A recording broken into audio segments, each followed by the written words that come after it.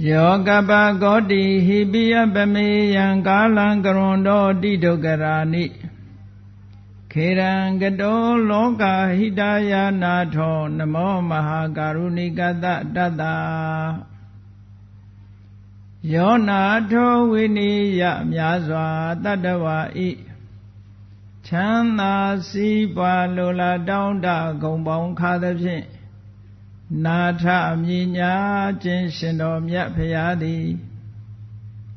Kaba Godi Hibi Garigava Ayedre Dinchado Pindole Abe Miyan Yedre Dain Da Pobjajinga Maswanai Mado Kalanli Adinchi Dinigava Shijado Kalabalo Loga Idaya Tata Loga I Josiwa Alunga Adidogarani Osade Chile Inga Mita Jima the Midan the Tazani Sonyani Hu Jadita Wenga the Esu Lonkaino Murogo Garondo Bayapsi Yanyi Danjoko Atodo Muyadi Psivi Kiran Lechim Yellow at the Song Laya Nalo Sewan Goroi Bemanindo Kadobawa Danan Jingpamya Swa Yaudo Mugaya Shalibi Mahakaruni Gatadawa Mya Yinwe Tagedu Tanachikim Mahakaruna Simpidomudo Dadana Dada Winiya Mya Swa Tadawa I Chana Sipa Lola Downda Gombong Kadabi Nata Minya Tushindo Myapaya Namo Yudi Pyong Pyong Mangolio Kero Yu Ju Shikojindi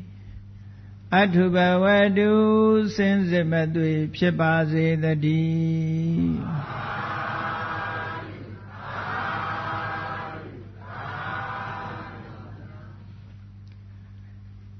Mahadadipatana Tho Anicho Mahadadipatana Thogo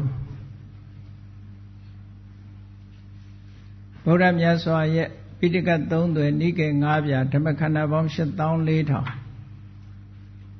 Madantin Tare Diadi Dema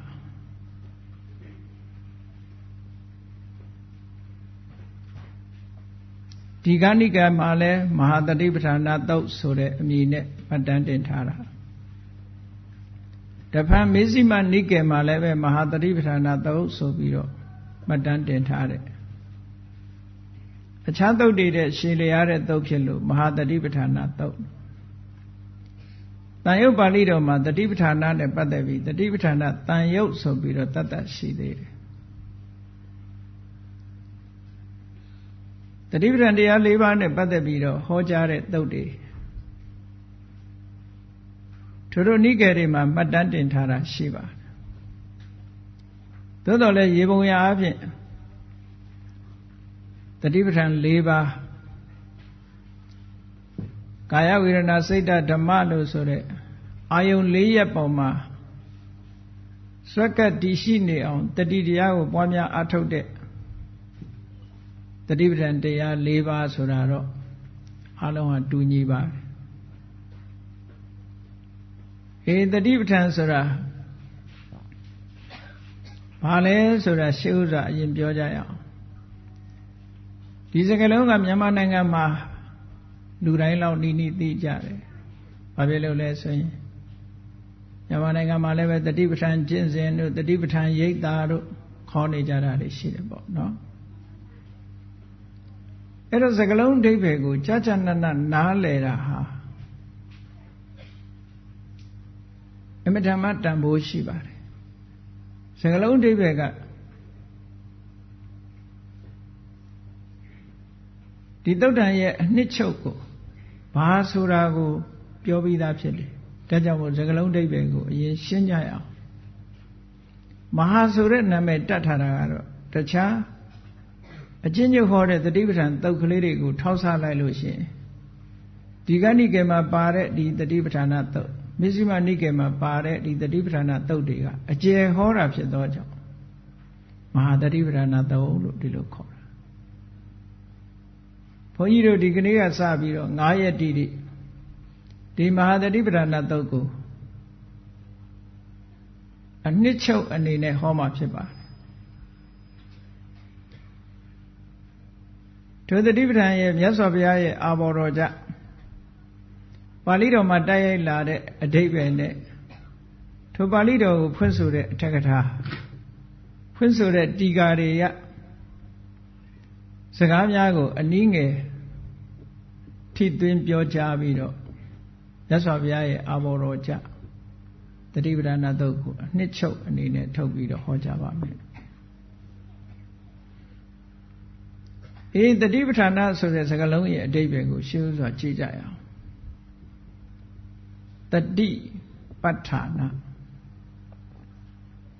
တနည်းအားဖြင့်ပြောမယ်ဆိုရင်တတိဥပဋ္ဌာနာပါဠိစာပေမှာတော့တတိပဋ္ဌာနာလို့ရှိတယ်တက္ကရာဘာသာနဲ့ရေးမှတ်ထားတဲ့ဒီသုတ်တံကိုစတုပဋ္ဌာနာလို့ရေးတော့တတိဥပဋ္ဌာနာလို့အဓိပ္ပာယ်ရတယ်ပေါ့ပဋ္ဌာနာဆိုတဲ့စကားလုံးနဲ့ဥပဋ္ဌာနာဆိုတဲ့စကားလုံးကပို့ပြီးတော့တင့်တော်ကောင်းမြတ်တယ်လို့ဒီလိုယူရမှာ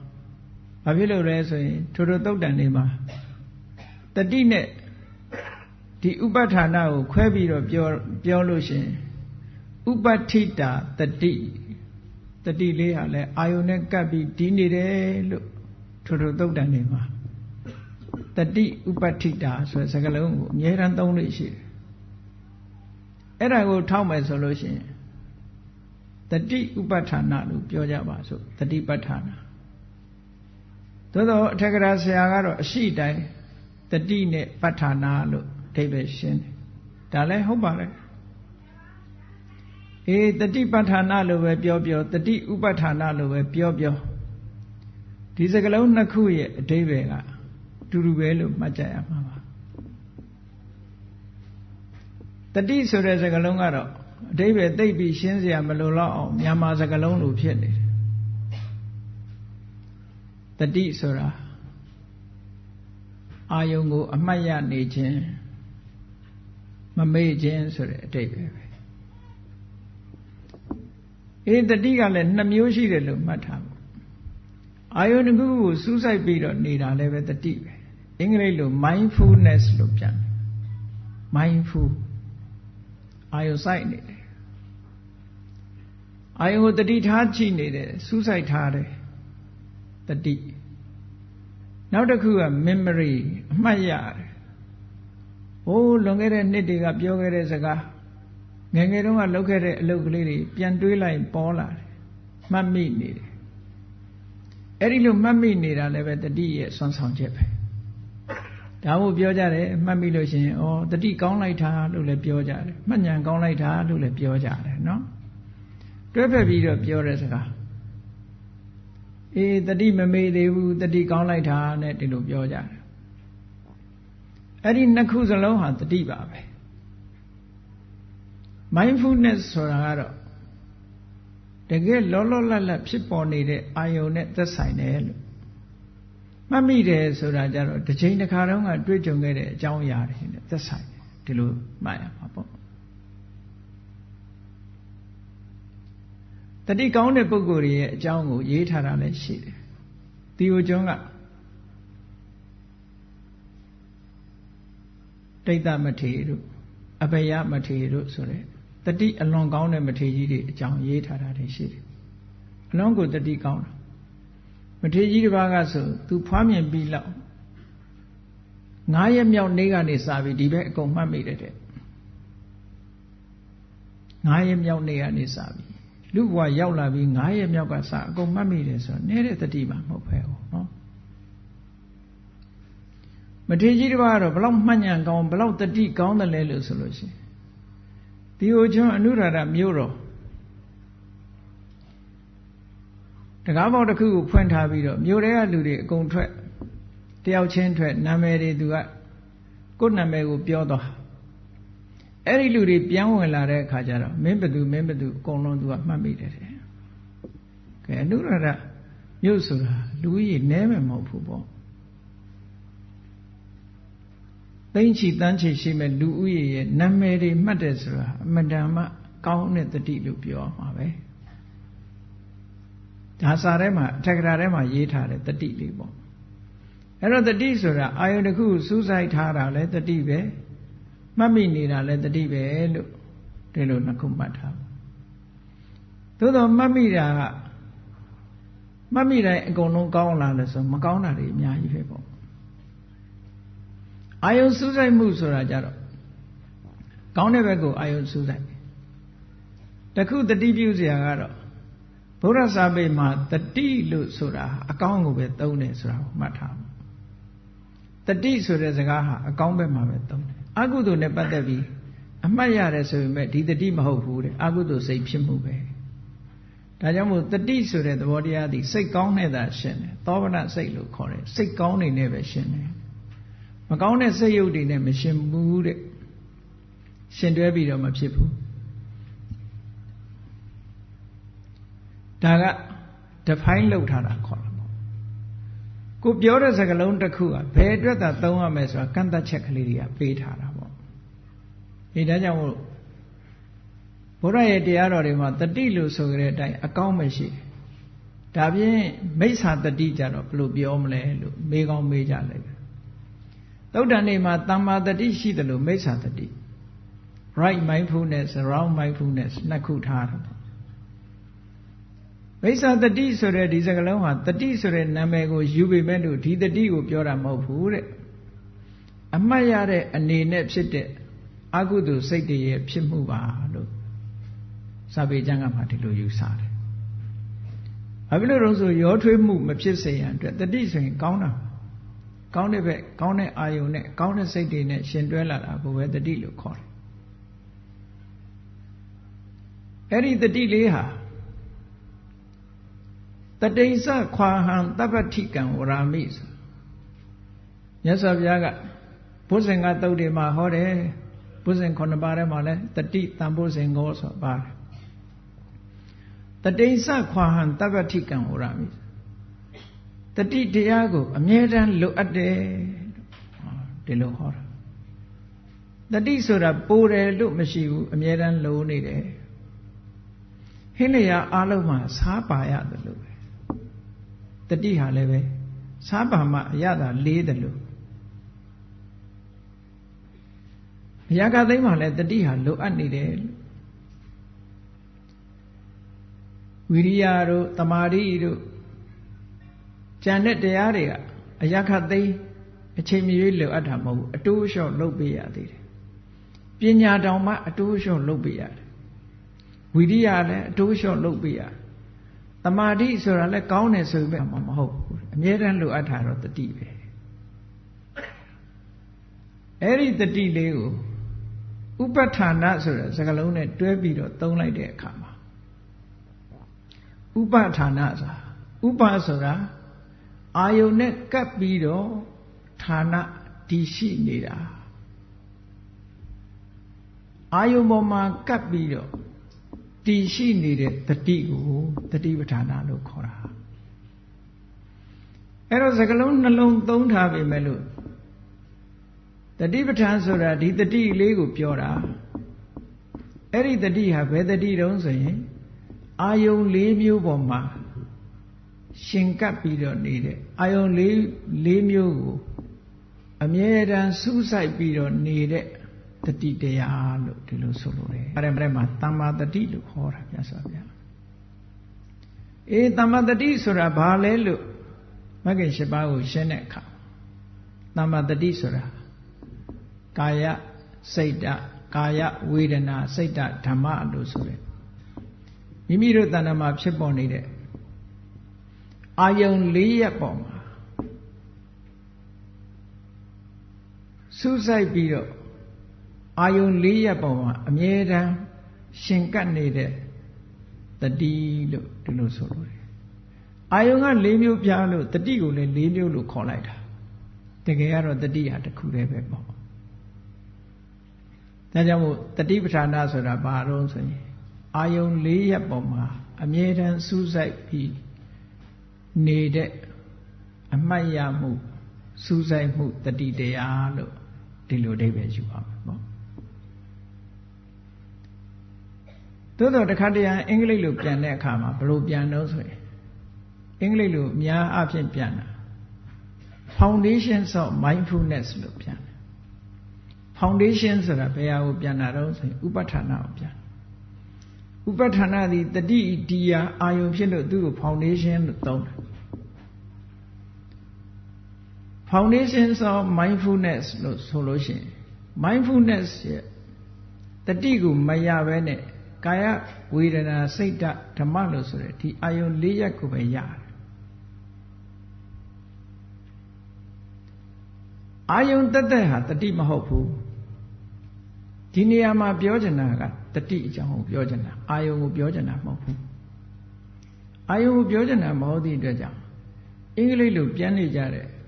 four foundations of mindfulness ဆိုတဲ့စကားလုံးဟာစဉ်းစားစရာဖြစ်လာတယ်ပေါ့အဲ့ဒါကြောင့်မို့လို့ထပ်မှန်ပြီးတော့တကယ်အဓိပ္ပာယ်မှန်မှန်နဲ့ဖြစ်အောင်ပြန်မယ်ဆိုရင်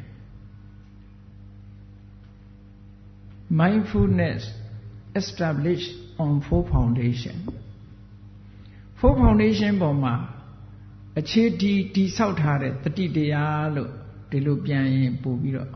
မှန်ကန်မှုနဲ့ထိစပ်တယ်တတိဟာလည်းတတိပဲဥပဋ္ဌာဏဟာလည်းတတိပဲရိုးရိုးတလူပြောတာနော်ဥပဋ္ဌိတတတိအဲ့ဒီအဓိပ္ပာယ်နဲ့မြတ်စွာဘုရားကဒီမဟာတတိပဋ္ဌာဏဆိုတဲ့တတိပဋ္ဌာဏဆိုတဲ့စကားလုံးကိုအသုံးပြုတာဒီမဟာတတိပဋ္ဌာန်တုတ်ကြီးကိုမြတ်စွာဘုရားဘယ်ဒေသမှာဟောတော်လို့ဆိုကုရုတိုင်းဟာယနေ့ခေတ်မြေပုံထဲမှာကြည့်မယ်ဆိုလို့ရှိရင်နော်အိန္ဒိယမြောက်ပိုင်းနာနယူးဒေလီမြို့အနီးမှာရှိတယ်လို့ပြောကြတယ်ပေါ့ဘုန်းကြီးတို့တော့မရောက်ဘူးသေးဘူးအဲ့ဒီဘက်မှာကုရုတိုင်းဆိုတာရှိတယ်ဒီကနေ့ခေတ်တော့ကုရုလို့အမတန်စီကားတဲ့ဈေးတွေနဲ့စီကားနေတဲ့ရွာကြီးတစ်ရွာရှိတယ်ရွာကိုစီကားတဲ့ရွာဈေးရှိပြီးတော့စီကားတဲ့ရွာကိုနိခမနိခုံလို့ခေါ်တယ်အဲ့ဒီကုရုတိုင်းမှာကမ္မာတဓမ္မဆိုတဲ့နိခုံရွာကြီးရှိတယ်အဲ့ဒီနိခုံရွာမှာမြတ်စွာဘုရားသတင်းသုံးဟောဒီမဟာတတိပဋ္ဌာန်တုတ်ကိုဟောတာပါတဲ့ဒါကတော့ရှင်အာနန္ဒာမှတ်တမ်းအနေနဲ့ပြောတဲ့စကားဏိဌာန်စကားဒီတရားဟောတဲ့အခါမှာတရားနာပရိသတ်တွေကဘယ်သူတွေတုံးဆိုလို့ရှိရင်သို့တော်မြတ်စွာဘုရားကဘိက္ခွေဆိုတဲ့အသုံးနဲ့ဟောတယ်ဒီတုတ်တန်ကိုဟောတော့မြတ်စွာဘုရားကဒီတတိပဋ္ဌာန်တုတ်ကိုဟောတော့မယ်လို့ဆိုတဲ့အခါမှာဒီအာယုံ၄ရပ်မှာဆွက်ကပ်တည်နေတဲ့တတိရဲ့ဒီတတိဟာမိမိတဏ္ဍာမှာဖြစ်အောင်လုပ်မယ်တိုးပွားလာအောင်လုပ်မယ်ဆိုရင်မြည်မြအကျိုးကျေးဇူးတွေရနိုင်တယ်ဆိုတာကိုမြတ်စွာဘုရားကအကျိုးတရားတွေကိုအရင်ဟောတယ်။ဘာဖြစ်လို့အကျိုးတရားတွေဟောတယ်လဲလို့ဆိုရင်လူတွေကဒါလုပ်ရင်ဘာရမလဲဆိုတာအရင်စဉ်းစားတာဟုတ်တခုလုပ်ရမယ်ဆိုလို့ရှိရင်ဘလောက်အကျိုးရှိလို့လဲဒီလိုလုပ်ရင်ရောဘာရမှာတော့ဆိုတာကိုစဉ်းစားလိမ့်ရှိတယ်အကျိုးရှိပြီဆိုရင်ပို့လုပ်ချင်ကြတယ်ပေါ့ဒါကြောင့်မြတ်စွာဘုရားကအကျိုးတရားတွေကိုဒီတတိမိမိတို့တဏ္ဍာမှာဆွက်ကပ်တည်နေတဲ့တတိလေးဟာကောင်းတဲ့ကောင်းလာအောင်လေ့ကျင့်ပေးလာမယ်ဒီအာယုံ၄ရပ်နဲ့စွတ်မှတ်ပြီးတော့လေ့ကျင့်ပေးထားလို့ဒီတတိဟာစွန့်ရည်တတိတွေထက်လာပြီဆိုဘလို့ချမ်းဟောဒီတတိပဋ္ဌာန်သုံးပါမြတ်စွာဘုရားဒီတတိရဲ့စွမ်းဆောင်မှုတွေဟာအမတန်မှမမောလောက်ပါတယ်စွမ်းဆောင်မှုတွေဟာဘလောက်တန်ဖိုးရှိတယ်ဆိုတာကိုမြတ်စွာဘုရားအရင်ဖော်ပြတယ်ဒါမှမဟုတ်ဒီဒေသနာတော်ကိုစချိန်လိုက်တဲ့အခါကျတော့ဘုရားကဧကယေနောအယံဘိက္ခဝေမက္ခောဒီစကားလုံးလေးကစထားတာဧကယေနောအယံဘိက္ခဝေမက္ခောအယံဘိက္ခောဒီနိလဟာဧကယေနော တချောင်းဒီသာရှိတဲ့နိလမ်းပဲ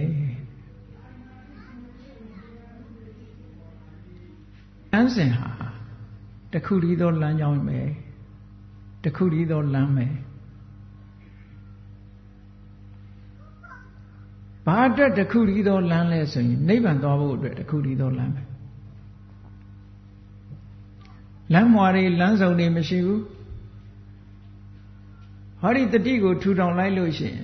စနစ်တကျထူထောင်လိုက်လို့ရှိရင်ဟောဒီလမ်းကြောင်းဟာနိဗ္ဗာန်ကိုတဖြောင်းပြီးသွားတဲ့လမ်းကြောင်းနိဗ္ဗာန်ဆိုတဲ့ destination ပန်းတိုင်ကြီးတစ်ခုတည်းတော့အယံဘိတ်ခွေမဲ့ခေါ်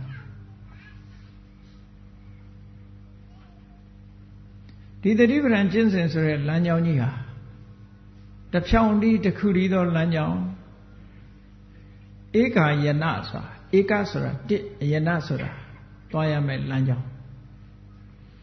အဲ့ဒီနေရာမှာအထက်ကရာကတော့အဓိပ္ပာယ်တွေအမျိုးမျိုးဖွင့်ထားတာရှိတယ်ပေါ့တခုနှစ်ခုပြောရမယ်ဆိုရင်ဧကာယနာဆိုတာအခုပြောခဲ့တဲ့တခုတည်းသောလမ်းကြောင်းဆိုတာအဓိပ္ပာယ်တစ်ခု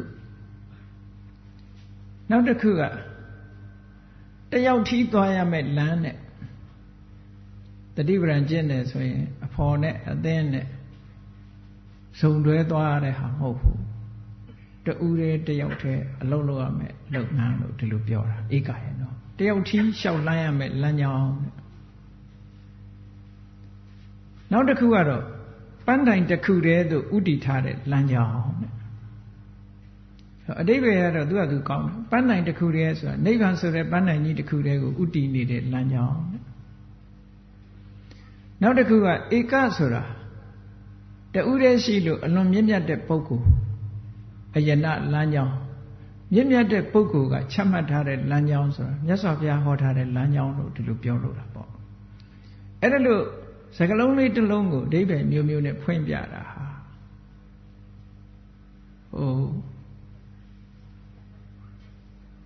ဉာဏ်ဉာဏ်သွေးထက်မြက်လာအောင်စကားလုံးလေးတစ်ခုကနေဖော်ပြတဲ့အဓိပ္ပာယ်တွေကိုအထက်ကရာဆရာများဒီလိုဖွင့်ပြလို့ရှိတယ်ဒါလည်းမှတ်သားစရာလေးတစ်ခုပေါ့နော်ကဲကောင်းပြီတစ်ခုတည်းသောလမ်းကြောင်းအဲ့ဒီတစ်ခုတည်းသောလမ်းကြောင်းဟာအကျိုးကျေးဇူးတွေ9မျိုးရှိတယ်တူပွားလောင်လောက်တာကတတိတစ်မျိုးတည်းပဲသို့တော်ရလိုက်တဲ့အကျိုးက9မျိုးတစ်ခုလှုပ်လို့ရှိရင်အကျိုး9မျိုးထွက်တယ်ပေါ့one practice 7 advantages practice ကတစ်ခုတည်းပဲအကျိုးကြတော့9ခုရတယ်တဲ့ဒါပြောတာအဲ့တော့အကျိုး9ခုကဘာတော့ဆိုမြတ်စွာဘုရားကတတ္တနာဝိတုဒ္ဓိယဝိတုဒ္ဓိယစိတ်ဓာတ်တွေစင်ကြယ်သွားဖို့ရအတွက်ဧကယနောတစ်ခုတည်းသောလမ်းကြောင်းပဲဘုန်းကြီးတို့တွေရဲ့စိတ်တွေကိုကြည့်လောဘဖြစ်လိုက်ဒေါသဖြစ်လိုက်မောဟဖြစ်လိုက်အာယုံအားလျော်ဆိုတာမာနတွေဖြစ်လိုက်အိတ်သားတွေဖြစ်လိုက်မစ္စရိယတွေဖြစ်လိုက်တဲ့စိတ်တွေထဲမှာအညစ်အကြေးတွေကလှည့်ပြီးတော့ဖြစ်နေတာစိတ်ဓာတ်တွေညစ်နွမ်းနေသမျှအားလုံးမှာညစ်နွမ်းနေမှာစိတ်ဟာဖြူစင်မှုမရှိနိုင်စိတ်ရဲ့အညစ်ကြေးတွေဟာစိတ်ထဲမှာဖြစ်ပြီးတော့နေအဲ့ဒီအညစ်အကြေးတွေဖြူစင်သွားအောင်လုပ်နိုင်တာကတော့ဟောဒီတတိပဋ္ဌာန်ကျင့်စဉ်ပဲလို့ဒီလိုဟောတာ mindfulness လုပ်ရမယ်တဲ့ကာယဝေဒနာစိတ်ဓမ္မလို့ဆိုတဲ့အာယုံ၄ရပ်ပေါ်မှာကပ်နေတဲ့တတိသည်တတ္တဝါတွေအားလုံးကိုဖြူစင်စေတယ်လို့လူတွေကပြောကြတယ်ဒီလူကတော့စိတ်ထားဖြူစင်တယ်ဆိုအပေါ်ယံပြောတာမြတ်စွာဘုရားဟောတဲ့စိတ်ထားဖြူစင်မှုဆိုတာကိလေသာအညစ်အကြေးတွေလုံးဝကင်းသွားတဲ့စိတ်ဓာတ်ကိလေသာအညစ်အကြေးကင်းသွားတဲ့စိတ်ဓာတ်သည်ပူပန်မှုမရှိဘူးညှဉ်းနှွမ်းမှုမရှိဘူးအေးချမ်းနေတယ်အမြဲတမ်းအေးချမ်းတယ်အဲ့ဒီအေးချမ်းပြီးတော့ငြိမ်သက်နေတဲ့စိတ်ကလေးဖြူစင်ပြီးတော့အေးချမ်းနေတဲ့စိတ်ကလေးအဲ့ဒီစိတ်ဓာတ်ကလေးဖြူစင်ဖို့အတွက်ဟာလည်းပဲဟောတာဟာတခုတည်းသောနိလမ်းပါပဲတတိပဋ္ဌာန်ကျင့်စဉ်ကိုကျင့်ပြီဆိုလို့ရှိရင်နံပါတ်1ရနိုင်တဲ့အကျိုးတရားကဘာလို့ဆိုရင်စိတ်ထဲမှာ ညစ်သေးနေတဲ့ကိလေသာအညစ်အကြေးတွေကိုဆေးကြောပြစ်နိုင်တယ်တဲ့ဖြူစင်သွားနိုင်တယ်မိမိတို့အဝတ်တဲ့အဝတ်မဲညစ်နေပြီဆိုလို့ရှိရင်ကောင်းတဲ့ဆပ်ပြာအစွမ်းထက်တဲ့ဆပ်ပြာနဲ့ရေနဲ့လျှော်ကြအဝတ်ကလေးကိုဖွေးလာဖြူစင်သွားတာစင်သွားတာအဲ့ဒါလိုပဲ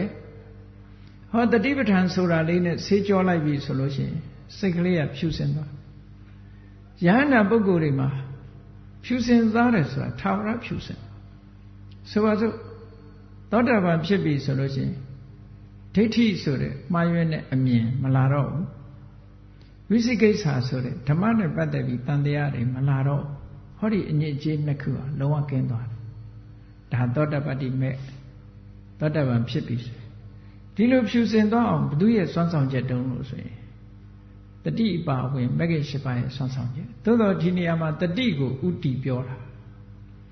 ဟောဒီတတိပဋ္ဌာန်ကျင့်စဉ်ကိုကျင့်လိုက်လို့အဲ့ဒီအခြေအနေမျိုးကိုရတာတဲ့တဂရဂါမိမဲ့အနာဂါမိမဲ့ရပြီဆိုရင်ကာမရာဂစိတ်တွေလုံးဝကင်းသွားတယ်ဗျာပါဒလို့ဆိုတဲ့ဒေါသတွေလုံးဝကင်းသွားတယ်သူတို့ကင်းသွားရင်ဆိုင်ရာအကုသိုလ်တရားတွေလည်းအမတန်နည်းသွားတယ်အနာဂံပုဂ္ဂိုလ်ရဲ့စိတ်ဓာတ်ဟာအလုံးကိုဖြူစင်သွားပြီအေးဟောလာပြီဆိုတာနဲ့တပြိုင်နက်စိတ်ရဲ့အညစ်အကြေးကိလေသာမှန်သမျှဟာလုံးဝဖြူစင်သွားတယ်အဲ့ဒီလိုစိတ်ဓာတ်လုံးဝဖြူစင်သွားတဲ့အနေအထားတစ်ခုရအောင်မလုပ်ရမလဲတတိပဋ္ဌာန်ကိုကျင့်ရမယ်လို့ဒီလိုဆိုလို့တယ်ဒါတတိပဋ္ဌာန်ကျင့်ခြင်းဖြင့်လုံးဝစိတ်ဓာတ်ဖြူစင်မှုကိုရနိုင်တယ်တဲ့ဒါအကျိုးတစ်ခုနောက်တစ်ခုကဘာလဲလို့ဆိုရင်တောကပရိဒေဝနံသမတိတ်ကမာယတောကဆိုတာဖြစ်လာမဲ့အရာတွေးပြီးတော့ပူတယ်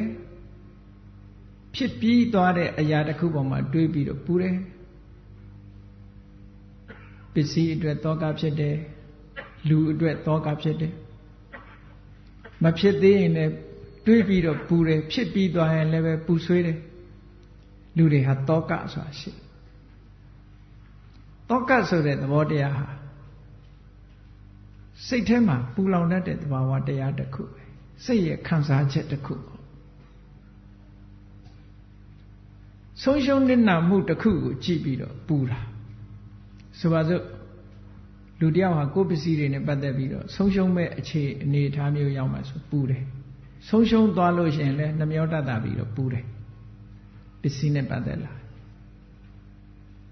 ပုဂ္ဂိုလ်ရေးနဲ့ပတ်သက်လာလို့ရှိရင်လည်းကိုယ်ဆွေမျိုးသားချင်းယောဂဝိရဏဖြစ်လာတယ်တစုံတစ်ခုထိခိုက်သွားမယ်ပူတယ်ထိခိုက်တော့မဲ့အနေထားရောက်ရင်လည်းပူတယ်ထိခိုက်သွားပြီဆိုရင်လည်းပူတယ်နောက်ဆုံးမှာပူစရာဟာကိုယ့်ကိုယ်လည်းပူနေတယ်အမြဲတမ်းစိုးရိမ်စိတ်လို့ခေါ်တာပေါ့အဲ့ဒီစိုးရိမ်စိတ်ကလေးတွေဟာအဘိဓမ္မာတရားကိုလည်းပြောမယ်ဆိုရင်ဒေါမနတဝေဒနာတဲ့စိတ်ထဲမှာမခံကြည့်မခံတာဖြစ်ပြီးတော့ဒေါသနဲ့ရှင်တွဲလာတဲ့ခံစားချက်တစ်မျိုးပဲခံရခက်တဲ့ခံစားချက်တစ်မျိုးဘာနဲ့ဥပမာတင်ထားတယ်ဆိုလို့ရှိရင်တစုံတစ်ခုကြော်မလို့စီတွေထည့်ထားတဲ့အခါအောက်ကမီးပြင်းပြင်းထိုးထားတော့ဒဲအိုးထဲမှာစီတွေဆူးလာတာနဲ့တူတယ်ဆူးနေတဲ့စီတွေပူပြီးတော့ဆူးလာတဲ့စီတွေလိုပဲလူတွေရဲ့စိတ်နှလုံးဟာအဲ့ဒါလိုဖြစ်လာတယ်ဒါတောကအဲ့ဒီတောကကိုပျောက်ချင်လို့ရှိရင်လည်းပဲတတိပဋ္ဌာန်တရားကိုပဲပွားရမယ်နှလုံးသားကိုပူလောင်စေတတ်တဲ့တောကဖယ်ရှားခြင်းတော့ဒါတခုတည်းသောနိလမ်းပါပဲဒီလမ်းကပဲရှောက်လန်းကြရမယ်လို့ဒီလိုဟောတယ်တောကနဲ့တွဲဖက်ပြီးဘာလို့ဆိုပရိဒေဝဆိုတာလာတယ်ရင်နဲ့နှလုံးထဲမှာပူလောင်လာပြီဆိုရင်လူတွေမှာပူလောင်မှုကိုမခံနိုင်တော့ဘူးနှလုံးသားကမခံနိုင်တော့ဘူးဆိုရင်ဘာဖြစ်လဲမျက်လုံးကနေပြီးတော့မျက်ရည်တွေပေါက်ပေါက်ကျတယ်ငိုကြွေးတယ်ဆိုတဲ့ပရိဒေဝပေါ်လာတောကဓာန်ကိုမခံနိုင်လို့ငိုကြွေးရတယ်ပြင်းထန်တဲ့တောကဓာန်ကိုမခံနိုင်လို့ငိုကြွေးမှုဆိုတာဖြစ်ပေါ်လာတဲ့ပရိဒေဝအဲ့ဒီပရိဒေဝဆိုတာ ငိုယိုတဲ့အတန်ကြီးတွေပေါ့အဲ့ဒါကိုလည်းပဲပျောက်ကင်းစေနိုင်တယ်ပျောက်ကင်းစေခြင်းနဲ့ဆိုလို့ရှိရင်ဟောဒီတတိတရားကိုပဲထူထောင်ကြရမှာဖြစ်တယ်ဒါတခုရီသောနိလမ်းပဲကြည့်နှလုံးသားထဲမှာပူပန်စေတတ်တဲ့အရာနှစ်ခုဖယ်ရှားပြနိုင်တယ်ဒါဘုန်းကြီးတို့တွေစဉ်းစားကြည့်ပေါ့ကိုယ်မှာနေ့စဉ်နဲ့အမျှတောကမရှိတဲ့လူရဲ့လို့တယောက်မှမရှိဘူးသူများအတွက်ပူစရာမရှိရင်ကိုယ့်အတွက်ပူမှာပဲလူတွေကမပူဘူးလို့ပြောတဲ့လူလည်းပူတာပဲဟောပူနေတာပူမှမသိလို့ပဲပူမှမသိလို့တစ်စုံတစ်ခုဖြစ်တော့မယ်ဆိုရင်ပူလာတာတောကတောကကိုလည်းဖယ်ရှားနိုင်တယ်ပရိဒေဝကိုလည်းဖယ်ရှားနိုင်တယ်တဲ့ညာတိဗျာဒနာဆွေတွေမျိုးတွေပျက်စီးသွားတယ်ဘောဂဗျာဒနာစီစဉ်ဥစ္စာတွေဆုံးရှုံးသွားတယ်ရောဂဗျာဒနာယောဂဝေဒနာတွေဖြစ်လာတယ်ကျန်းမာရေးဆုံးရှုံးသွားတယ်ဟောပူတယ်လူတွေမှာဗျာဒနာတရားနဲ့ခြုံတဲ့အခါပူတယ်အဲ့ဒီအပူတွေကိုဖယ်ရှားပြခြင်းဟောဒီတတိတရားကိုဖြစ်ပွားအောင်ကြိုးစားအထောက်ပါလို့ဒီလိုဆိုလိုတာ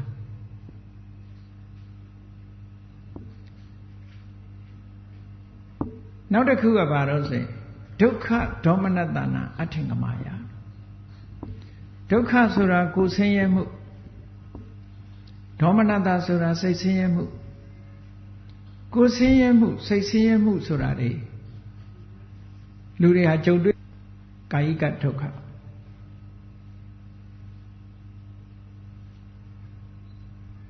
ါင်းကိုက်တယ်ဖြားတယ်နားတယ်ကြောအောင်တယ်သွားနာတယ်စသဖြင့်ကာယကဒုက္ခတွေခံစားကြ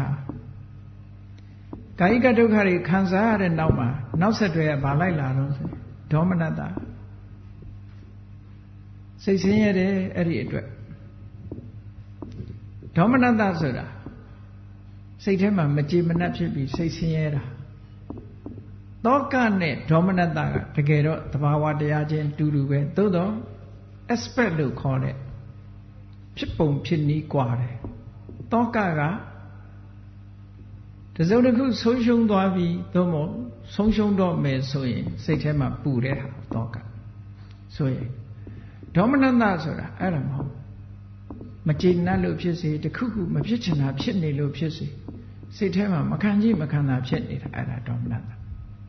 သဘာဝတရားနှစ်ခုကတော့ဝေဒနာတွေကြီးပဲဒေါသနဲ့ရှင်တဲလာတဲ့ဝေဒနာကြီးပဲဖြစ်ပုံချင်းမတူလို့မြတ်စွာဘုရားနှစ်ခုဟောတာဒုက္ခနဲ့တွဲပြီးတော့ဟောတယ်သွားကြိုက်တယ်ကြိုက်ရမလားစိတ်ဆင်းရဲတယ်ခေါင်းကြိုက်တယ်ဖြစ်ရမလားစိတ်ဆင်းရဲတယ်ယောဂဖြစ်တယ်စိတ်ဆင်းရဲတယ်ဟောဒုက္ခဖြစ်ရင်ဒေါမနတကနောက်ကလိုက်လာတယ်အဲ့ဒီဒုက္ခဒေါမနတလို့ဆိုတဲ့စိတ်ကိုညှဉ်းနှွမ်းစေတတ်တဲ့ပူလောင်စေတတ်တဲ့သဘာဝတရားတွေအကျွင့်မဲ့ဖယ်ရှားနိုင်ဖို့ဆိုလို့ရှိရင်လည်းပဲအဲ့ဒါတွေခြုံငိမ့်ပျောက်ကွယ်သွားစေဖို့ဆိုရင်လည်းပဲဒီတတိပဋ္ဌာန်တရားကိုပဲပွားများအထောက်ကြရမှာဖြစ်ပါတယ်တဲ့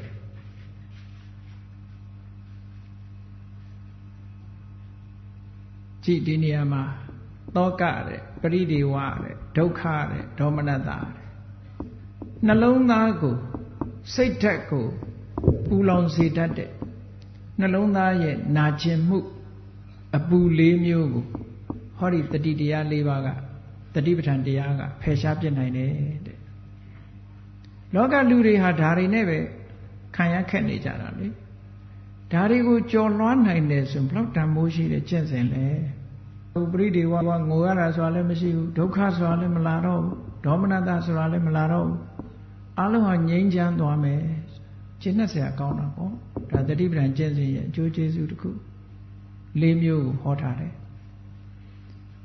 နောက်ဒါရင်လားလို့ဆိုအကောင်းဘက်ကကြည့်ရတတိပဋ္ဌာန်တရားပွားလာလို့ရှိရင်ညာယတအဓိကမာယညာယဆိုတာမဂ္ဂင်၈ပါးနိဗ္ဗာန်သွားတဲ့လမ်းကြောင်းမဂ္ဂင်၈ပါးဆိုတဲ့နိဗ္ဗာန်သွားတဲ့လမ်းကြောင်းပေါ်ကိုရောက်သွားတယ်ညာယတအဓိကမာယ ညာရဆိုတဲ့လမ်းကြောင်းပေါ်ကိုတက်ဖို့ဆိုတာလွယ်တာမဟုတ်ဘူးလေတတိပဌာန်ကျင့်စဉ်ကျင့်လိုက်လို့ရှိရင်အေးနိဗ္ဗာန်သွားတဲ့လမ်းပေါ်မှာမင်းရောက်သွားပြီတဲ့လမ်းကြောင်းပေါ်တက်သွားပြီဆိုတဲ့အဓိပ္ပာယ်ဟောအရိယာမဲ့ဆိုတဲ့လမ်းကြောင်းကြီးပေါ်ရောက်သွားပြီနိဗ္ဗာန်ဆိုတာဒီတိုင်းဆူတောင်းနေလို့ရတာမဟုတ်ဘူးတတိပဌာန်ကျင့်လိုက်လမ်းကြောင်းကမှမရောက်သေးဘူးဆိုကြည့်လေဂျိုရုတွေပါလေလွှတ်လိုက်တဲ့အခါကျကဘာဘတ်လမ်းကြောင်းတွေကိုရောက်အောင်ပို့ရတာကဘာဘတ်လမ်းကြောင်းနဲ့မရောက်သေးရင်ဒီဂျိုရုကလမ်းမှန်သွားနေဦးမှာမဟုတ်ဘူးအဲ့ဒါလိုပဲအခုတတိပဌာန်ကျင့်လိုက်လို့ရှိရင်နိဗ္ဗာန်ကိုတက်လမ်းမဲ့လမ်းကြောင်းပေါ်ရောက်သွားပြီလို့ဒီလိုပြောတာဒါလည်းအမတန်နှစ်သက်စရာကောင်းတယ်ဟာပေါ့ဒါဖြင့်နိဗ္ဗာန်လမ်းကြောင်းပေါ်ပဲပို့တင်နိုင်သလားလို့ဆိုတဲ့အခါကျတော့နိဗ္ဗာန်တ္တသစ္စိကရိယာယနိဗ္ဗာန်တ္တနိဗ္ဗာန်ကိုသစ္စိကရိယာယမျက်မှောက်ပြုဖို့ရလဲပဲဧကယနောတခုရီသောလမ်းကြောင်းပဲနိဗ္ဗာန်ကိုမျက်မှောက်ပြုတယ်မျက်မှောက်ပြုတယ်ဆိုတဲ့အဓိပ္ပာယ်ကကိုယ်တွေ့သိရှိတာပြောတာဘုန်းကြီးတို့တွေနိဗ္ဗာန်အကြောင်းကိုပြောနေကြတယ်မတရားဖို့တရားမရမချင်းနိဗ္ဗာန်ကိုယ်တွေ့မဟုတ်သေးဘူးအပြောနဲ့အတွေးနဲ့မှန်းဆပြီးတော့ကြည့်နေကြတာအေးတတိပဌာန်ကျင့်စဉ်ကိုကျင့်လိုက်ပြီဆိုလို့ရှိရင်နိဗ္ဗာန်ကိုကိုယ်တိုင်တွေ့လိမ့်မယ်လို့ဆိုလိုတယ်ပေါ့သစ္စိကိရိယာဆိုတာသစ္စိဆိုတာမိမိစိတ်နဲ့တကယ်သိတာအတွေးနဲ့ကြည့်နေရတာအခုဟာလူဆိုတာအတွေးနဲ့ကြည့်တာတွေအများကြီးပဲလေကိုယ်တခါမှမမြင်ဘူးတဲ့အရာတစ်ခုကိုတစ်စုံတစ်ယောက်ကပြောရင်အတွေးလေးနဲ့ကြည့်နေကြတာပဲအဲ့ဒီအတွေးတဲ့ပေါ်တာပုံမှန်မှမဟုတ်ပဲနဲ့အတွေးရိပ်ပဲရှိတာပေါ့ပုံမှန်အရိပ်မဟုတ်ဘူးကိုယ်မျက်စိတွေကထင်ရောင်မြင်အောင်အတွေးများတာဖြစ်တယ်ပေါ့အော်တတိပဌာန်ကျင့်စဉ်ကိုကျင့်လိုက်ပြီဆိုရင်တကယ်လက်တွေ့နိဗ္ဗာန်အစစ်ကိုကိုယ်တိုင်သိရှိသွားနိုင်တယ်ကိုယ်တိုင်အသိဉာဏ်နဲ့ကိုယ်တွေ့သိနိုင်သွားတယ်လို့ဒီလိုဆိုလို့အဲ့တော့ပေါင်းလိုက်တဲ့အခါတတိပဌာန်ကျင့်စဉ်ကိုကျင့်ကြံကြိုးကိုအားထုတ်လိုက်ပြီဆိုလို့ရှိရင်ဟောအကျိုးကျေးဇူးဟာ9မျိုးရတယ်တဲ့ကိလေသာအညစ်အကြေးတွေစိတ်ဓာတ်မှာကိလေသာအညစ်အကြေးတွေကင်းစင်သွားနိုင်တယ်သောကပရိဒေဝဒုက္ခဒေါမနတလို့ဆိုတဲ့အဆိုး၄ပါးနှလုံးသားရဲ့ပူလောင်မှု၄မျိုးကိုဖယ်ရှားပြနိုင်တယ်နိဗ္ဗာန်လမ်းကြောင်းကြီးပေါ်မှာရောက်သွားနိုင်တယ်နိဗ္ဗာန်ကိုကိုယ်တွေ့သိရှိနိုင်တယ်ဆိုတဲ့ဒီအာမခံချက်အကျိုးကျေးဇူး9မျိုးတတိပဌာန်ကျင့်စဉ်ဟာဒီအကျင့်ကလွဲလို့တခြားမရှိပါဘူးလို့မြတ်စွာဘုရားဟောတာဒါမို့အဲ့ဒီပါဠိတော်မှာဧကယနောအယံဘိက္ခဝေမေကောတတ္တနာဝိတုဒ္ဓိယသောကပရိဒေဝနံသမတိကမာယဒုက္ခဒေါမနတနာအထင်ကမာယညာယတအဓိကမာယနိဗ္ဗာနတသစ္စိကိရိယာယယတိတံသတ္တရောတတိပဌာနာအဲ့ဒီတခုရီသောလမ်းဆိုတာဒီအကျိုးကျေးဇူး9ခုယူဆောင်ပေးနိုင်တဲ့တခုရီသောလမ်းကြောင်းဆိုတာဟောဒီတတိပဌာန်4မျိုးပါပဲတဲ့တတိတရားပွားရမယ်4မျိုးပါပဲမြတ်စွာဘုရားဒီသုတ်တန်ဒီလိုနဲ့အစချိထားတာနော်အဲ့တတိပဌာန်4မျိုးဆိုတာဘာလဲလို့ဆိုရင်ပထမအကျဉ်းအားမြတ်စွာဘုရားအကျဉ်းကလေးဟောလိုက်တယ်ဣဒဘိက္ခဝေကာယေကာယ ानु ပတိဝိဟရတိအာတာပိသမ္ပဇာနောတတိမာဝိနေယလောကေအဘိဇ္ဇာဒေါမနတံဒါလေးတစ်ခုသဘောပေါက်သွားလို့ရှိရင်ဟောပုံဟောနည်းလေးတွေအတူတူပဲမြတ်စွာဘုရားတရားတော်ကာယေကာယ ानु ပတိဝိဟရတိကာယဆိုတဲ့အာယုံတစ်ခုပေါ်မှာကာယ ानु ပတိကာယအနေနဲ့ရှုမြင်တယ်ကာယကိုကာယအနေနဲ့ရှုမြင်တယ်ကာယေကာယ ानु ပတိလို့ဒီလိုစကားနှစ်ထပ်သုံးထားတာလေဘာကြောင့်နှစ်ထပ်သုံးရတယ်လဲဆိုလို့ရှိရင်ကွဲပြားခြားနားမှုဖြစ်စေရန်နှစ်ထပ်သုံးထားတယ်အာယုံကိုပိုင်းခြားကန့်သတ်ပြလို့နှစ်ထပ်သုံးထားတယ်ကာယကိုဝေဒနာလို့မရှိဘူးစိတ်ဓာတ်လို့မရှိဘူး ဓမ္မလို့မရှိဘူးတဲ့ကာယကိုကာယလို့ပဲရှုလို့တယ်ပေါ့သူ့သဘာဝကိုသဘာဝတိုင်းရှုမြင်တယ်ကာယေကာယ ानु ပတ္တိတတိဆိုတာအရှိကိုမြင်ဖို့လိုတာကိုဒါဒီလိုအဓိပ္ပာယ်နဲ့ဖွင့်ဆိုထားတဲ့ဟာနောက်တနည်းအားဖြင့်ပြောမယ်ဆိုရင်ကာယေကာ ानु ပတ္တိလို့ဒီလိုနှစ်ထပ်သုံးထားတဲ့အဓိပ္ပာယ်ကာယ ानु ပတ္တိလို့ကာယကို ानु ပတ္တိဆိုတဲ့စကားလုံးနဲ့တွဲလိုက်တဲ့အခါကျတော့ရှုမှတ်မှုဆိုတဲ့အဓိပ္ပာယ်လေးတစ်ခုပဲရတယ်အာယုံမပါလာတော့အာယုံပါဖို့ရအတွက်ရှေ့ကကာယေဆိုတာလေးကိုထပ်ထည့်ပေးတယ်ရှုမှတ်မှုကဘယ်မှာရှုမှတ်တာတုံးဆိုကာယကိုရှုမှတ်တာဒါတရားရှုတော်ကပြောတာတရားရှုတော်ကဥပမာတစ်ခုပြောမယ်ဆိုရင်ဝိနည်းထဲမှာသုကတတသုကတစီဝရပမာဏံဆိုတဲ့စကားလေးရှိတယ်သုကတတမြတ်စွာဘုရားရဲ့သုကတစီဝရပမာဏဘုရားသင်္ကန်းရဲ့ပမာဏဆိုလိုတာကဒီစကားလုံးလေးဟာပါဠိစကားလုံးကသုကတစီဝရဆိုတဲ့စကားလုံးမှာသုကတကမြတ်စွာဘုရားကိုဟောတယ်စီဝရကသင်္ကန်းကိုဟောတယ်သုကတတစီဝရံဘုရားရဲ့သင်္ကန်းလို့တပုတ်စီထားတဲ့အခါမှာအဲ့လိုအဓိပ္ပာယ်ရတယ်သို့တော့ဒီနှစ်ပုဒ်ကိုပေါင်းစပ်ပြလိုက်တယ်သုကတစီဝရလို့ပေါင်းစပ်လိုက်လို့ရှင်တာမန်သင်္ကန်းဖြစ်သွားတယ်တဲ့အဓိပ္ပာယ်တာမန်သင်္ကန်းဖြစ်သွားသည့်အတွက်ကြောင့်မြတ်စွာဘုရားရဲ့သင်္ကန်းဆိုတဲ့အဓိပ္ပာယ်ကိုပို့ပြီးတော့ထင်ရှားဖို့ရဖို့ရအတွက်ရှေ့ကသုကတတဆိုတဲ့စကားလုံးတစ်ခုထပ်ထည့်ဒါပါဠိစာပေရဲ့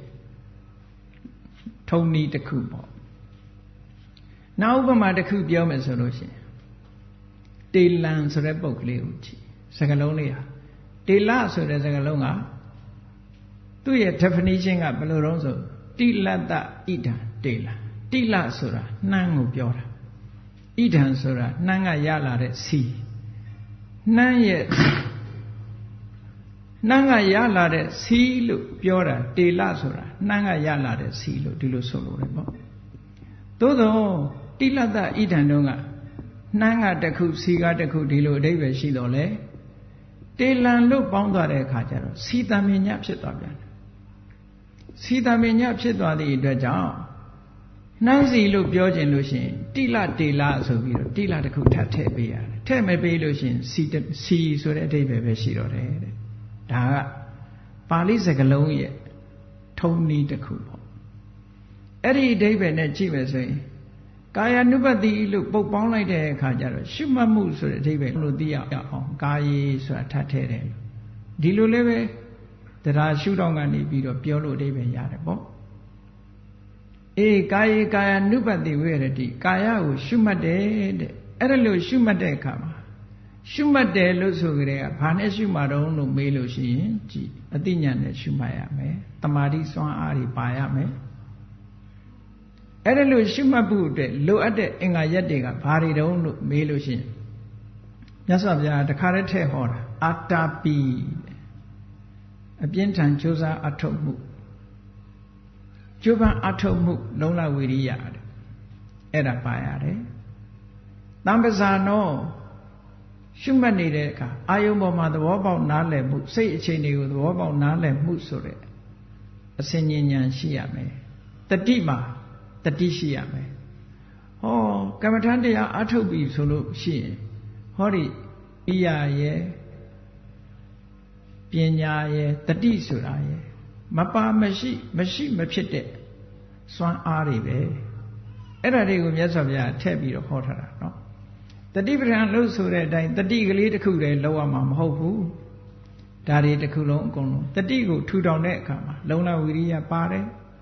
တမ္ပဇာနာပညာအစဉ်ဉာဏ်ဆိုတာပါတယ်အဲ့ဒီတတိလေးထူထောင်ဖို့ရအတွက်တတိဆိုတာလေးလည်းပါသေးတယ်ဟောအဲ့ဒါလို့တဘာဝတရားတွေဟာစုပေါင်းပြီးတော့အလုံးလုံးကြတာအထူးအဖြင့်ပြောမယ်ဆိုရင်မဂ္ဂင်၈ပါးတွေကဝိရိယပါတယ်တမ္မာဝါယာမတမ္မာတတိပါတယ်တမ္မာသမာဓိပါတယ်တမ္မာသင်္ကပ္ပပါတယ်တမ္မာဒိဋ္ဌိပါတယ်ပေါ့အလုံးဒီကာရပကမဂ္ဂင်၅မျိုးဟာစုပြီးတော့အလုံးလုံးတယ်ဆိုတာကဲကောင်းပြီဒီတတိလေးကိုရှုကာယပေါ်မှာရှုမှတ်ပြီးတော့နေပြီကိုယ်တဏ္ဍာမှာရှိတဲ့ကာယပေါ်မှာရှုမှတ်ပြီးတော့နေပြီဆိုတဲ့အခါမှာ ဘာတွေကိုဖယ်ရှားပြီးတော့ရှုမှတ်နေတာတော့ပါစမြဲပဲနော်လူဆိုတာဟိုဘက်ကန်းသွားရင်ဒီဘက်ကန်းခြံခဲ့ရတယ်မဟုတ်လားဒီဘက်ကန်းကမခွာပဲနဲ့ဟိုဘက်ကန်းရောက်ပါမလားမရောက်ဘူးတဲ့ဒါနဲ့ဘာတွေကိုဖယ်ရှားပြီးစွန့်ခွာပြီးဖြစ်သွားတယ်လဲလို့ဆိုလို့ရှိရင်နိဝရဏတရားတွေကိုဖယ်ရှားပြီးစွန့်ခွာပြီးဖြစ်သွားတယ်နိဝရဏဆိုတာစိတ်ထဲမှာဖြစ်ပေါ်လာပြီးတော့စိတ်ကိုညှဉ်းနှွမ်းစေတတ်တဲ့သဘာဝတရားတွေနှွမ်းစေတယ်ဒါတွေမကဘူးပညာယဒုပ္ပလိကရဏီအသိဉာဏ်တွေအပြော့သွားအောင်လုပ်တယ်ကုသိုလ်စိတ်တွေမဖြစ်နိုင်အောင်ပိတ်ဆို့တယ်ဒါကြောင့်မို့နိဝရဏကို hindrance ဘာသာပြန်အဆုတ်အပိတ် block ဖြစ်သွားတယ်ရေမြောင်းနေများပိတ်နေပြီဆိုလို့ရှိရင်ရေမစည်းတော့ဘူးပေါ့အဲ့ဒါလိုပဲနိဝရဏတရားတွေမိမိစိတ်ထဲမှာပေါ်လာရင်ကုသိုလ်စိတ်ဆောင်ဖြစ်နိုင်တော့အဲ့ဒီနိဝရဏဆိုတဲ့အဆုတ်အပိတ်တွေကိုလည်းပဲဟောဒီတတိပဌာန်ကျင့်စဉ်ကျင့်နေရင်အပြင်ဖယ်ရှားပြလိုက်တယ်အဲ့ဒီနှစ်ခုဘာနဲ့ပြောနိဝရဏတရားတွေကိုဖယ်ရှားပြီးဝိနေယလောကေအဘိဇ္ဇာဒေါမနတံနိဝရဏတရား၅ပါးရှိတဲ့တည်းကဒီနေရာမှာနာမည်ထုတ်ပြီးတော့မြတ်စွာဘုရားနှစ်ခုပဲဟောလိုက်တယ်အဘိဇ္ဇာဒေါမနတအဘိဇ္ဇာဆိုတာဒီနေရာမှာအဘိအာယုံကိုရှေ့ရှုပြီးတော့ဇာလောဘနဲ့ကြံတွေးတဲ့အရာအာယုံကိုရှေ့ရှုပြီးလိုချင်စိတ်နဲ့ကြံတွေးနေတဲ့အဘိဇ္ဇာလောဘကိုပြောတာဒီအဘိဇ္ဇာကမနောကံနဲ့ပါတဲ့အဘိဇ္ဇာနဲ့မတူဘူးလို့မှတ်ရမယ်ဟောတတိမထားရင်အဘိဇ္ဇာဆိုတူတူပဲလို့အောက်မိတ်နေဒီအဘိဇ္ဇာနဲ့မနောကံနဲ့ပါတဲ့အဘိဇ္ဇာကဘလို့ကွာတော့ဆိုမနောကံနဲ့ပါတဲ့အဘိဇ္ဇာကယံပရတ္တတမ္မမတ္တအဟောဝတ္တယံပရတ္တတမ္မမတ္တသူပိုင်တဲ့ပစ္စည်းငါပိုင်ဖြစ်ရင်ကောင်းမှာပဲဆိုတဲ့အတွေ့လောဘအတွေ့အဲ့ဒါက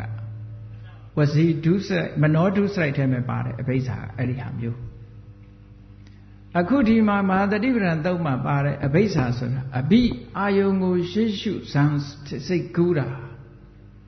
လောဘနဲ့စိတ်ကူးတယ်အဲ့ဒီနှစ်သက်စရာကိုတွေးတဲ့အတွေးလည်းပဲဒီချိန်မှာမပေါ်တော့ဘူးတဲ့အေးနှစ်သက်စရာတွေးလို့တခါတရံနှစ်သက်စရာအာယုံကြီးတွေးတာမဟုတ်ဘူးနှစ်သက်စရာမဟုတ်တဲ့အာယုံတွေးပြန်လို့ရှိရင်စိတ်ကဆန့်ကျင်မှုဆိုတာပေါ်လာတယ်အဲ့ဒါကိုဗျာပါဒလို့ခေါ်တယ်ပေါ့ဒီနေရာမှာတော့ခန္ဓာဖြစ်လာတယ်အာယုံကနှစ်သက်စရာဆိုရင်အဘိဇ္ဇာအာယုံကနှစ်သက်စရာမဟုတ်ဘူးဆိုလို့ရှိရင်ဒေါမနတတနည်းအားဖြင့်ကိုလိုချင်တဲ့အာယုံလေးဟာဒီတိုင်းတီးနေတာမဟုတ်ဘူးလက်လွတ်ဆုံးရှုံးသွားပြီဆိုရင်ဝမ်းနည်းကြေကွဲမှုဒေါမနတဆိုတာဖြစ်တယ်အဲ့ဒါတွေမဖြစ်စေနဲ့လို့ပြောတာအဲ့ဒါတွေမဖြစ်အောင်တစ်ဖက်ကဖယ်ရှားတယ်ပါရမှာကအာတာပိဝိရိယတမ္ပဇာနာအစဉ္ညာတတိမှာထက်တန်တဲ့တတိတရားအဲ့ဒါတွေနဲ့ရှုမှတ်နေမယ်ဆိုလို့ရှိရင်တဲ့အာယုံပေါ်မှာလောဘနဲ့တွေးတဲ့အတွေးလက်လွတ်ဆုံးရှုံးသွားလို့ဝမ်းနဲ့ကြေကွဲတဲ့အတွေးတွေခံစားချက်တွေဖယ်ရှားပြစ်နိုင်ပါတယ်လို့ဒီလိုပြောတာအဲ့တော့အာယုံပေါ်မှာလူတွေဟာဒီတိုင်းပဲရှိတာပဲလေမရှိမှတ်ဘူးဆိုရင်ဘာဖြစ်မလဲကိုယ်မျက်စိကမြင်တဲ့အာယုံလေးပေါ်မှာလှရင်လိုချင်တဲ့အတွေးနဲ့တွေးလိုက်တယ်မလှဘူးဆိုလို့ရှိရင်ဆန့်ကျင်တဲ့အတွေးနဲ့တွေးတယ်ဟောဒီအတွေးနှစ်ခုလာနေတာအဲ့ဒီလိုအတွေးနှစ်ခုဖယ်ရှားပြရမယ်လို့ဒီလိုဆိုလို့တယ်ကာယ ानु ပဒနာခန္ဓာကာယပေါ်မှာစူးစိုက်ပြီးတော့ရှုမှတ်နေပြီဆိုရင်ဒီအတွေးတွေမလာတော့ဘူးတဲ့ဒါကိုပြောတာနော်ဒါသတိပဋ္ဌာန်ကျင့်တဲ့အကျိုးကျေးဇူးလေးပဲဒီထဲမှာဟောတာဝေဒနာကိုလည်းထို့တူပဲဝေဒနာတုဝေဒနာ ानु ပတိဝိဟရတိအာတာပိတမ္ပဇာနောတတိမာဝိနေယလောကေအဘိဇ္ဇာဒေါမနတခံစားချက်ကလေးပေါ်မှာရှုမှတ်နေမယ်လုံလဝိရိယရှိရှိအသိဉာဏ်ရှိရှိတတိရှိရှိနဲ့ကြိုးစားအထုတ်နေပြီဆိုလို့ရှိရင်ဝေဒနာပေါ်မှာကောင်းတဲ့ခံစားမှုဆိုရင်စိတ်ထဲကမကျေနပ်တဲ့ဆန့်ကျင်မှုလေးတွေဖြစ်လာအဲ့ဒီနှမျိုးလုံးမဖြစ်စေရဘူးတဲ့ဟောထို့တူပဲစိတ်တွေစိတ်တ ानु ပတိကိုယ်စိတ်ကလေးကိုရှုမှတ်နေတဲ့အချိန်မှလည်းပဲလုံလဝိရိယရှိရှိအသိဉာဏ်ရှိရှိတတိကောင်းကောင်းနဲ့ရှုမှတ်နေတဲ့အချိန်လေးမှာဘာတွေကိုဖယ်ရှားပြီးဖြစ်တော့ဆိုရင် ကိုယ်စိတ်ထဲမှာလဲကိုယ်အတွေးလေးစိတ်ကလေးကိုကျေနပ်စရာစိတ်ကလေးပေါ်လာရင်လူက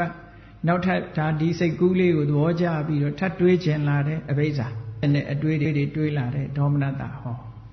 အဲ့ဒါမျိုးတွေမဖြစ်ဘူးတဲ့ဖယ်ရှားရမယ့်အင်္ဂါက2ခုပါဝင်ရမယ့်အင်္ဂါက3ခုလို့ဒီလိုပြောတာပါဝင်ရမယ့်အင်္ဂါ3ခုကဘာတော့အာတာပိသမ္ပဇာနောတတိမာဖယ်ရှားရမယ့်အင်္ဂါကအဘိဇ္ဇာနဲ့ဒေါမနတဟောတရားအထုတ်နေလို့ရှိရင်ဒီအခြေအနေမျိုးတွေဖြစ်ရမယ်ထို့တူပဲကာယတို့ဝေဒနာတို့စိတ်ဓာတ်တို့ကြံတဲ့တဘာဝတရားတွေနဲ့ပတ်သက်တဲ့အခါဓမ္မေတုဓမ္မနုပတ္တိဝိဟရတိအာတာပိသမ္ပဇာနောတတိမာဝိနည်းလောကေဖိစ္ဆာဒေါမနတဓမ္မနဲ့ပတ်သက်ပြီးတော့ရှုမှတ်လိုက်မယ်အတွေ့အခေါ်အကြံစီတွေတို့ခဏပြောတဲ့နိဝရဏတရားတွေတို့ကိုယ်တဏ္ဍာမှာဖြစ်တဲ့အကုသိုလ်ပဲဖြစ်ဖြစ်ကုသိုလ်ပဲဖြစ်ဖြစ်ဖြစ်သမျှတဘာဝတရားတွေပေါ်မှာရှုမှတ်ပြီးတော့နေတယ်ဘာတွေနဲ့ရှုမှတ်အာတာပိသမ္ပဇာနောတတိမာဆိုတာတွေအခြေခံပြီးတော့ရှုတယ်အဲ့ဒါတွေနဲ့ရှုတယ်ရှုလိုက်တဲ့အခါကျတော့ဖယ်ရှားပြစ်တာကအဲ့ဒီဓမ္မတွေနဲ့ပတ်သက်လာတဲ့ကျေနပ်စရာကောင်းလို့ရှိရင်အဘိဇ္ဇာဆိုတာမဖြစ်အောင်ဖယ်ရှားမကျေနပ်စရာဆိုရင်ဒေါမနတမဖြစ်အောင်ဖယ်ရှားတယ်အဲ့ဒီအဘိဇ္ဇာဒေါမနတဖယ်ရှားပြီးတော့ကောင်းတဲ့သဘာဝတရားတွေကြီးပဲမိမိတဏ္ဍာမှာတတိလေးထားပြီးတော့ကြိုးစားအထုတ်တာအဲ့ဒီတတိပဋ္ဌာန်တရား၄ပါးကျင့်စဉ်ဟာတဲ့နိဗ္ဗာန်သွားဖို့ရအတွက်တတ္တဝါတွေဖြူစင်မှုအတွက်စိတ်ဓာတ်တွေဖြူစင်မှုအတွက်ဒုက္ခတောကပရိဒေဝတွေကျော်လွှားနိုင်ဖို့အတွက်ဒုက္ခတွေဒေါမနတတွေချုပ်ငြိမ်းသွားဖို့အတွက်နိဗ္ဗာန်လမ်းကြောင်းကြီးပေါ်ရောက်ရှိသွားဖို့အတွက်နိဗ္ဗာန်ကိုမျက်မှောက်ပြုဖို့အတွက်ဒါတခုတည်းသောလမ်းကြောင်းပါပဲလို့ဒီလမ်းကပဲအလုံးလျှောက်ကြရမှာပါလို့မြတ်စွာဘုရားကဥဒ္ဒေတအချင်းချုပ်အနေနဲ့ဒီသုတ္တံမှာဟောတာရှိပါတယ်ဒါမဟာတတိပဋ္ဌာန်သုတ်ရဲ့ဏိဒံတပွဲဥဒ္ဒေတစကားကိုမြတ်စွာဘုရားကဒီလိုဟောတယ်အဲ့ဒီဟောထားတဲ့အတိုင်းဒီနေရာမှာအထက်ကရာကရှင်းထားတဲ့စကားလေးတွေရှိတယ်ပေါ့အထက်ကရာကဘာတွေရှင်းထားတော့ဆိုဘာဖြစ်လို့တတိရဲ့အာယုံကို၄မျိုးတည်းထားရတယ်လဲပေါ့ကာယလို့ဆိုတဲ့ရုပ်ပိုင်းဆိုင်ရာဝေဒနာလို့ဆိုရဲစိတ်ရဲ့ခံစားချက်စိတ်ဓာတ်လို့ဆိုတဲ့ကြံစီတဲ့စိတ်ဓမ္မလို့ဆိုတဲ့ဉာဏ်တဲ့သဘာဝတရားတွေအဲ့ဒီလို၄မျိုးတည်းမြတ်စွာဘုရားကဘာလို့ကမ္မထာအာယုံအဖြစ်ပေးရတယ်လဲဆိုဘုရားမှာအကြောင်းရှိပါတယ်တဲ့ဘာအကြောင်းရှိသလဲလို့အကျဉ်းချုပ်ပြောရလို့ရှိရင်တတ္တဝါတွေမှာဒီထင်းရောက်မြင်ရောက်မှားယွင်းနေတဲ့အတွေးအယူအဆလေးတွေရှိနေတယ်တတ္တဝါတွေရဲ့မှားယွင်းမှုလေးတွေဒီအင်္ဂလိပ်လိုတော့ perversion လို့ခေါ်တယ် perversion သို့မဟုတ် hallucination ပါဠိစာပေပြောမယ်ဆိုရင်ဝိပ္ပန္လာတပေါ့နော်မမှတ်မကန်မှားယွင်းယွင်းတွေးခေါ်ယူဆနေတဲ့ဟာလေးတွေရှိတယ်အဲ့ဒီတွေးခေါ်ယူဆနေတဲ့အတွေးတွေဟာအရင်ဖယ်ရှားပြဖို့လိုအပ်တယ်ဘာဖြစ်လို့လဲဆိုမှားယွင်းယွင်းတွေးထားတဲ့အတွေးတွေကိုမဖြောက်ဖဲနဲ့အသိဉာဏ်ဆိုတာဖြစ်နိုင်မှာဖြစ်နိုင်ဘူးဒါကြောင့်မို့မှားယွင်းယွင်းတွေးနေတဲ့ဝိပ္ပန္လာတအတွေးတွေကဘာတွေလဲလို့ဆိုလို့ရှိရင်ကာယနဲ့ပတ်သက်လာရင်လူတွေကအများစုကဘာတွေးတုံးဆိုမလှတဲ့ခန္ဓာကိုယ်ကြီးပဲဖြစ်စေလှတယ်လို့ပဲတွေးတာပဲလူတွေအလှအပကိုချမ်းဖန်ပြီးတော့တွေးတာနော်မလှရင်လည်းလှအဲ့တော့ကာယကိုသူ့ဘလို့ပဲမြင်တယ်လူတွေကအတုပလို့မမြင်ဘူးအတုပဆိုတာအလောင်းကောင်ကြီးပြင်ထားမှအတုပလို့ခေါ်တာနော်ကိုအတုပလို့ပြောလို့ရှိရင်စိတ်ဆိုးလိုက်မဲ့ဖြစ်ချင်းနော်အဲ့ဒါလို့အတုပဆိုတာမျိုးကြီးနဲ့ပြောလို့ကမရဘူးနော်သို့တော်လည်းတကယ်စဉ်းစားကြည့်မယ်ဆိုရင်ခန္ဓာကိုယ်ကြီးကတန့်ရှင်းသလားလို့မေးလိုက်လို့ရှိရင်လူတွေဟာနေ့စဉ်နဲ့မြရေမိုးချိုးပြီးတော့အပြင်ဘက်ကအနန္တာတွေလိမ့်ထားလို့အကယ်၍သာနန္တာတွေအကူအညီမယူဘဲနဲ့ရေမိုးမချိုးပဲထားကြည့်မယ်ဆိုလို့ရှိရင်နော်ကိုယ့်အကိုယ်တော်နေနိုင်စရာရှိမှာမဟုတ်ဘူးနော်ဒါကြောင့်မို့လို့တက်ကူပါပဲမတင့်တယ်ဘူးမလှပဘူးဒီအိဗယ်မျိုးအဲ့ဒါလို့သို့တော်လည်းလူတွေကအစစ်မှန်ကိုဖုံးကွယ်ထားပြီးတော့သူ့ဘအနေနဲ့ရှုမြင်ပြီးတော့မှားယွင်းမြင်နေကြတယ်ဒါကိုဝိပ္ပန္နတလို့ခေါ်တာစိတ်ထဲကစိတ်အတိတွေမှားနေတယ်အမှတ်တွေနေတယ် အယူဆတွေအမြင်တွေမှားနေတယ်ဆိုတဲ့မှားယွင်းမှု၃မျိုးပေါ့တင်ညာဝိပ္ပန္နတစိတ်တဝိပ္ပန္နတဒိဋ္ဌိဝိပ္ပန္နတဆိုဝိပ္ပန္နတတွေနဲ့ဖြစ်အဲ့ဒါကိုဖယ်ရှားပြဖို့မြတ်စွာဘုရားကာယ ानु ပဒနာတတိပဋ္ဌာန်ကာယပေါ်မှာမင်းတို့တတိထားအရှိကိုအရှိတိုင်းမြင်အောင်တတိထားခိုင်းနေတာဟုတ်ကဲ့လားဘုန်းကြီးတို့ကတတိမထားသည့်အတွက်ကြောင့်အရှိကိုအရှိနဲ့မမြင်ဘူးမရှိတာနဲ့ဖုံးထားတယ်အတွေးနဲ့ဖုံးထားနေတယ်ဟောဒီလိုဖြစ်တာဟုတ်အဲ့ဒါကြောင့်မို့လို့မြတ်စွာဘုရားကအတုပတကယ်အစစ်အမှန်ကိုသူ့ဘလို့ထင်းနေတဲ့မှားရွေးတဲ့အတွေးစိတ်တွေကိုဖယ်ရှားပြဖို့အတွက်ကာယ ानु ပဒနာတတိပဋ္ဌာန်နဲ့လေ့ကျင့်ပါလို့ဒီလိုခေါ်တာဟောနောက်တစ်ခုကျတော့ဘာလို့ဆိုဒုက္ခဆိုတဲ့အထင်လူတွေကအမြဲတမ်းလေဒီချမ်းသာတာကိုပဲကြံဖန်ပြီးတော့တွေးတယ်ကြည့်ဆွေလေတယောက်နဲ့တယောက်ဟောဒီတကဘာကလူတွေပဲကြည့်အောင်ကဘာပေါ်မှာရှိတဲ့လူတွေကြည့်နှစ်သက်ကူးပွဲဆိုလာပြီး Happy New Year လို့လာကုန်တာနော် Happy နဲ့နေတာပဲချမ်းသာမှုဆိုတဲ့ဟာကိုပဲအတွေးထင်ကအဲ့ဒီချမ်းသာတယ်သောမနတဝေဒနာစိတ်ထဲမှာကျေနပ်တယ်အဲ့ဒီဒုက္ခဝေဒနာဒီပင်လင်တကယ်ချမ်းသာအစစ်လို့ဆိုပြီးတော့စိတ်ထဲမှာအတွေးမှအကြံမှအတိမားတွေမှားနေမြတ်စွာဘုရားကဒုက္ခမဟုတ်ဘူးဒုက္ခဆိုတာကိုတကယ်အစစ်မြင်လာအောင်လို့ဝေဒနာနုပဒနာဝေဒနာအစစ်မှန်ကိုမင်းတို့သိအောင်ရှုပါလို့နှုတ်မို့ဆိုလို့ရှိရင်ကိုယ့်ရဲ့ဒါကြောင့်ဝေဒနာနုပဒနာကိုမြတ်စွာဘုရားဟောပါတယ်တဲ့နောက်တစ်ခါစိတ်တ ानु ပဒနာကိုယ်စိတ်လေးကြတော့ဘာဖြစ်တယ်ငါစိတ်လေးကထာဝရရှိနေတယ်လို့လူတွေတွေးကြတယ်တကယ်တော့စိတ်ဟာလင်းမြန်တဲ့အဟုန်နဲ့ရွေ့ရှာနေတာတခုစိတ်တစ်ခုရဲ့အတိုင်းအတာလေးကဘလောက်မှမကြောက်ခဏငယ်၃ငယ်လေးဆိုတာဒီစက္ကန့်လေးတစ်စက္ကန့်လေးကိုအပုံများစွာပုံပြီးတော့စိတ်မှသူ့ရဲ့များစွာပုံပြီးတော့မှပြောလို့ရမယ်သိမြန်တဲ့နှုံးနဲ့သွားနေတာသို့တော့သိမြန်တဲ့နှုံးနဲ့သွားနေတာကိုလည်းမြဲတယ်လို့ပဲစိတ်ကထင်နေတယ်ကိုယ်စိတ်လေးကိုမြဲတယ်လို့ပဲတွေးတယ်အဲ့ဒီအတွေးဟာမှားနေတဲ့အတွေးပဲတဲ့အဲ့ဒီမှားနေတဲ့အတွေးကိုမှန်ကန်လာအောင်ဒီအတွေးတွေပျောက်သွားအောင်စိတ်ကတတိကောင်းကောင်းထူထောင်ပြီးတော့တတိအင်မတန်မှအစွမ်းထက်လာမှမမြဲတဲ့သဘောဟာပိုးထင်ရှားလာမယ်တတိမထားရင်ဗမာစကားတောင်ရှိသေးတယ်လေနော်တတိမမြင်တတိမရှိလို့ရှင်ခုဟုတ်လားအဲ့တော့တတိတရားဟာအမှန်တမ်းအရေးကြီးတယ်ပေါ့စိတ်တ ानु ပဒနာဆိုတာအဲ့ဒီတတိထားတတ်လာလို့ရှင်မမြဲတဲ့သဘောဆိုတဲ့အစစ်မှန်ကိုတွေ့လာပါလိမ့်မယ်အလွန်တင်မြန်တဲ့စိတ်ကလေးရဲ့ဒီမမြဲတဲ့သဘောလေးကိုသိလာနိုင်တယ်ဟောနောက်ဆုံးတစ်ခုကဓမ္မာ ानु ပဒနာဓမ္မဆိုတာကြံတဲ့လောက်ရတယ်စိတ်စေတသိက်တွေစိတ်ထဲမှာပေါ်လာတဲ့ဟာတွေအလုံးဟာတဘာဝတရားတွေအနေနဲ့ကြည့်လိုက်မယ်ဆိုရင်ငါဆိုတဲ့အတွေ့အလေးသို့မဟုတ်အတ္တဆိုတဲ့အမြင်ကလေးနဲ့မြင်နေကြတာမှားယွင်းနေကြတယ်အဲ့ဒီမှားယွင်းတဲ့အတွေ့တွေမှားယွင်းတဲ့မှတ်သားမှုတွေမှားယွင်းတဲ့အသည့်တွေအဲ့ဒီဝိပ္ပန္နတအသည့်တွေကိုဖယ်ရှားပြစ်နိုင်ဖို့အတွက်ဓမ္မကိုလည်းပဲတတိနဲ့လေ့ကျင့်ပြီးတော့စောင့်ကြည့်ဖို့မြတ်စွာဘုရားကဓမ္မ ानु ပဒနာကိုဟောတာလို့ဆိုတော့အေးလူတွေမှာမှားနေတာအတုပကိုသူပမတင့်တယ်တာကိုတင့်တယ်တယ်လို့ထင်တာတို့မချမ်းသာတာကိုချမ်းသာတယ်လို့ထင်တာတို့မမြဲတာကိုမြဲတယ်လို့ထင်တာတို့ဆင်းရဲတာကိုအစိုးမရတာကိုအစိုးရတယ်လို့အတ္တမဟုတ်တာကိုအတ္တဟုတ်တယ်လို့ထင်တာတို့အဲ့ဒီမှားယွင်းနေတဲ့အထင်တွေကိုဖယ်ရှားဖို့အတွက်ဟောတတိရဲ့အာယုံ၄မျိုးကိုဟောပြီးဒီပေါ်မှာလေ့ကျင့်လိုက်ရင်ဒီအထင်မှားမှုတွေဟာအလုံးဖယ်ရှားပြစ်နိုင်သွားပြီလို့ဒါကြောင့်မို့မြတ်စွာဘုရားတတိပဋ္ဌာန်တရားကို၄မျိုးဟောတာပါတဲ့ဒီလိုရှင်းထားတယ်နော်